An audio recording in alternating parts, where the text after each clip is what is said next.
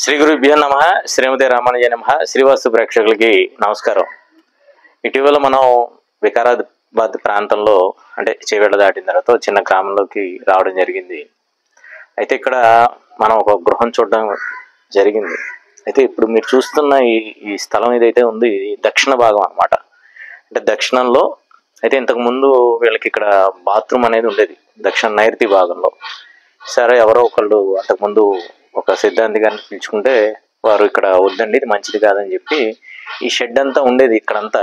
అయితే ఆ షెడ్ని ఇక్కడ దక్షిణం కాబట్టి ఏ రోడ్ ఎటు ఉంటే అటు అన్నట్టు వీళ్ళు దక్షిణం వాల్ చేసి నిర్మాణం చేయడం జరిగింది.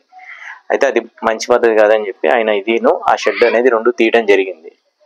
అయితే ఇక్కడ మనకు చూసుకుంటే ఈ స్థలం అనేది ఇంచుమించు 7 నుంచి 8 అడుగుల పైన ఉంది.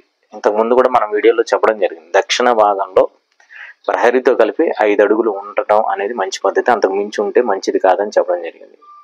సో అందుకని ఇప్పుడు వీళ్ళకి శుభ్రంగా ఇక్కడ నుంచి షెడ్ ఒకటి వేసుకొని ఉత్తరం వాల్ చేసి చిన్న షెడ్ అనేది వేసుకోమని చెప్పాము రేకులతో. తద్వారా ఇంటికి వారికి దానికి చిన్న గ్యాప్ ఇచ్చి ఒక 6 అంగుళాల గ్యాప్ ఇచ్చి ఈ షెడ్ వేసుకోవడం జరుగుతుంది.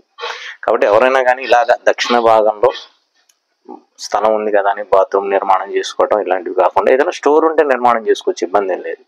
కానీ బాత్రూమ్ నిర్మాణం అనేది మంచిది కదా. ఆ వాల్ చేసేటప్పుడు ఇంతకుముందు కూడా మనం ఒకటి ఎటువైపు వాల్ చేయాలని ఒక వీడియో పెట్టాం. కాబట్టి ఉత్తరం వాల్ అయితే చేసుకొని ఇక్కడ షెడ్ అనేది వేసుకోమని చెప్పడం జరిగింది. జై శ్రీరామ్. వాస్తు సంబంధించి మరిన్ని విశేషాలు తెలుసుకోవడానికి, మీ ఇంటి ప్లానింగ్ మరియు వాస్తు సమస్యలు తెలుసుకోవడానికి మా ఛానల్ సబ్స్క్రైబ్ చేయండి, లైక్ చేయండి, అలాగే షేర్ చేయండి.